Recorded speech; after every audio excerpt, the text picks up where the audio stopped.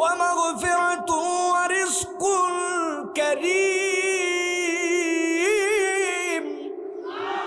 আল্লাহ বলছেন আমি আল্লাহ ঘোষণা দিয়ে দিলাম তাদের জন্য আমি রব্বুল আলামিন তিনটা নিয়ামত রেখে দিব।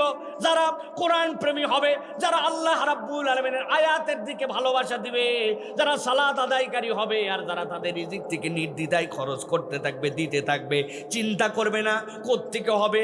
দান করে কেউ ফকির হয় নাই, এটাই আল্লাহর ঘোষণা, সে দিতে থাকে। আল্লাহ বলতেছেন এই গুণ যদি থাকে, আমি আল্লাহ বললাম তারাই হচ্ছে সঠিক মুমিন। আর আমি আল্লাহ বললাম তাদের জন্য এক নম্বর নিয়ামত হচ্ছে আল্লাহ তার দরজা বাড়ায় দিবেন।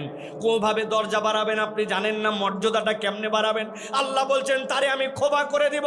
আর আল্লাহ বলছেন বান্দা তুই রিজিক নিয়ে চিন্তা করিস, আমি আল্লাহ তার জন্য জানাই দিলাম উন্নত রিজিক যা লাগবে আমি রব্বুল আমিন তাকে দিয়ে দিব। সুবহানাল্লাহ।